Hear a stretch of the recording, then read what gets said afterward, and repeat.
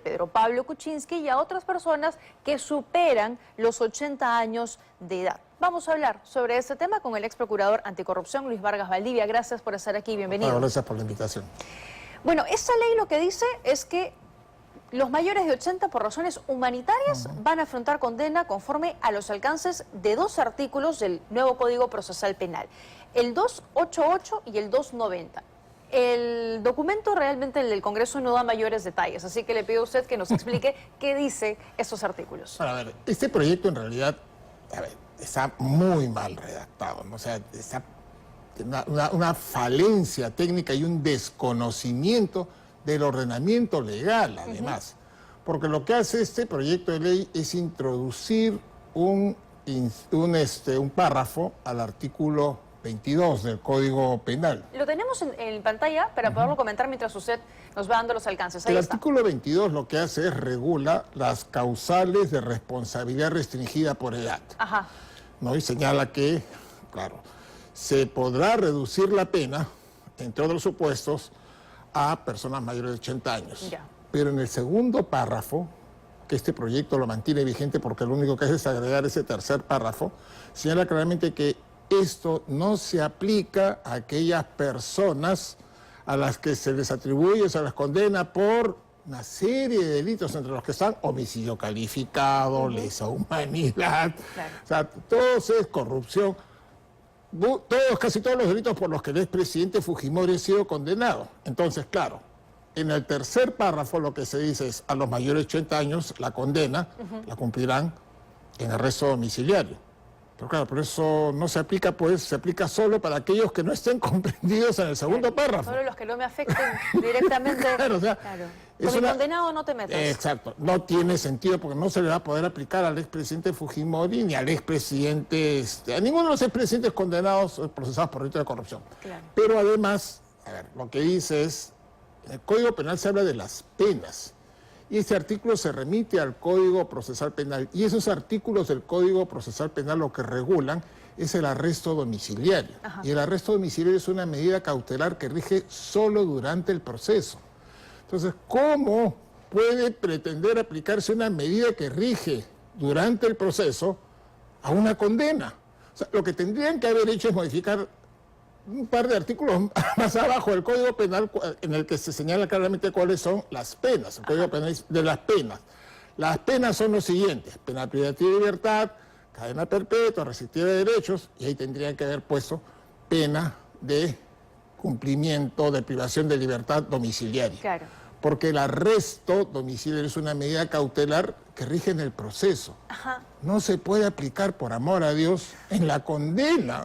Eso es lo que eso es fundamental, eso es básico, eso es segundo año de derecho, por amor a Dios. O sea, es que, a ver, falta un poco de asesoría a esos congresistas, porque de esos errores tenemos constantemente. Claro. Y justamente le preguntamos al presidente de la Comisión de Justicia sobre ese proyecto, y que también se genera una confusión, porque no sé si habla de la condena o del proceso. Vamos a escucharlo y a ver si usted nos explica qué es lo que quiso decir.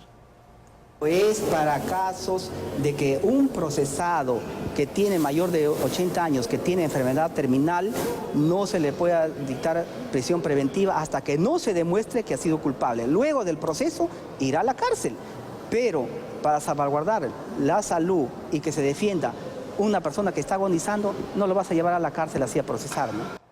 ¿Qué significa esto? Ni él sabe lo que ha aprobado ni lo que ha firmado, porque claro, él está hablando de procesados, pero el artículo 22 es claro, dice, podrá reducirse prudencialmente la pena. Exacto. La pena. No, y lo que ellos han presentado habla también de condenados. Exacto.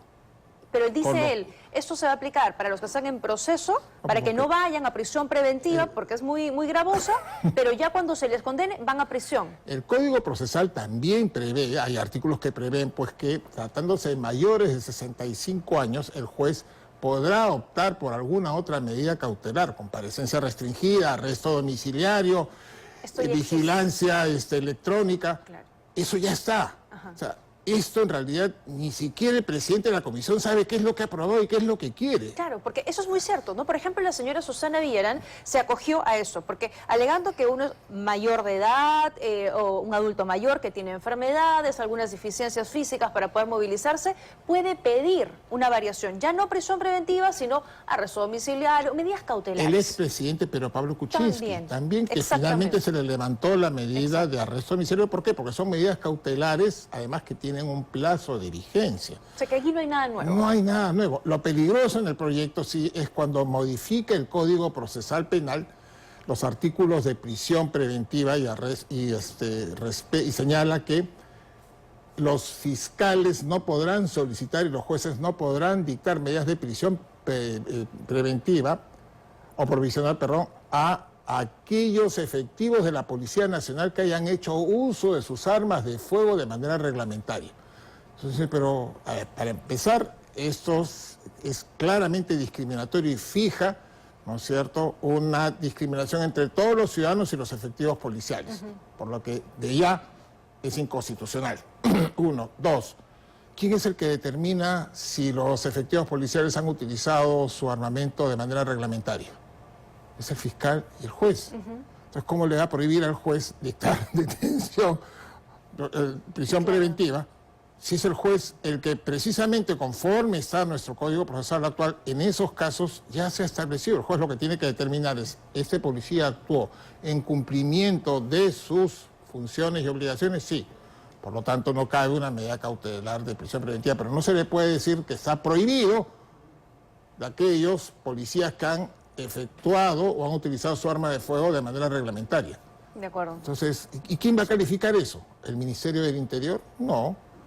Es el juez. No le corresponde, claro. Entonces, claro, pues, o sea, es una tontería porque los jueces van a dictar medidas de prisión preventiva cuando vean que en efecto hay elementos que permiten establecer que los efectivos policiales no han seguido los reglamentos. Sí, ejemplo, los casos que tenemos actualmente de los homicidios calificados cometidos con las represiones hacia fin del año pasado.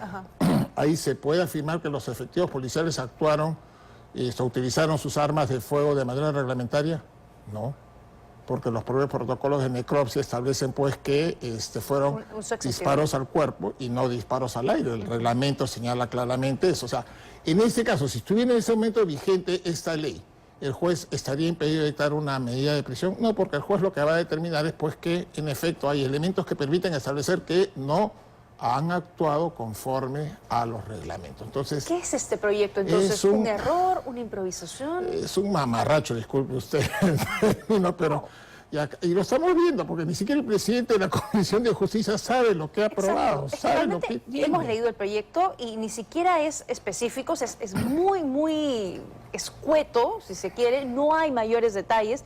La explicación que usted nos ha dado es bastante clara al señalar que esto es un despropósito. Exacto. Que realmente es inaplicable y que muchas de las cosas que están proponiendo además ya existen, ya se pueden aplicar.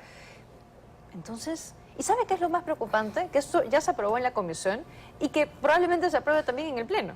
Sí, como las otras leyes que han sido aprobadas en el Pleno, que lo que están haciendo pues es evidentemente entorpeciendo la actividad del Poder Judicial, del Ministerio Público, y estas leyes terminan favoreciendo a quienes. Porque, a ver, en lo que va del año nada más, ¿cuántos efectivos policiales han sido detenidos por integrar organizaciones delictivas? Cada vez más frecuente. Es cada vez más frecuente. Eso no quiere decir que la mayoría de los policías, yo sigo pensando que la mayoría de los policías son gente honesta, pero finalmente, ¿quiénes se terminan beneficiando con este tipo de normas? Aquellas personas pues que no tienen esas características de honestidad, como por ejemplo cuando quieren o aprueban este proyecto de ley tratando de restringir el allanamiento, diciendo que solo se puede allanar con presencia del abogado y previa notificación. ¿Qué sentido tiene? Entonces es una medida cautelar que en todas partes del mundo queda claramente establecido que se dicta sin conocimiento de la persona que van a allanar el domicilio, precisamente para evitar que desaparezcan los objetos del delito. Entonces, ¿cuál es la finalidad? Garantizar el derecho de defensa es una tontería, pues. O sea, como ve, es un despropósito, pues, ¿no? Para no utilizar el término mamarracho, que es muy feo. Pero que casi también lo es. Eso no beneficiaría a terroristas, ¿no? No, de aplicarse, nuevamente, porque el artículo segundo, ese artículo 22, prohíbe...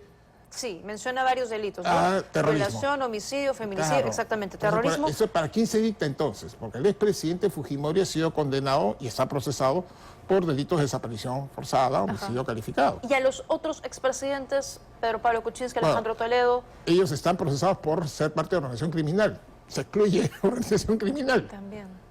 Entonces, no sé quién se les puede aplicar, pues hay que buscar qué personas, porque por ejemplo, a ver, todos aquellos que fueron condenados como autores de diversos delitos de la organización delictiva Fujimori y Montesinos, fueron condenados también por organización criminal, ser parte de una organización criminal, no se les aplica, ¿cierto? Es eso, entonces, claro, no tiene sentido. Y modificar, ese artículo ha sido modificado hace poco, pero modificarlo para dejar sin efecto eso es peligrosísimo.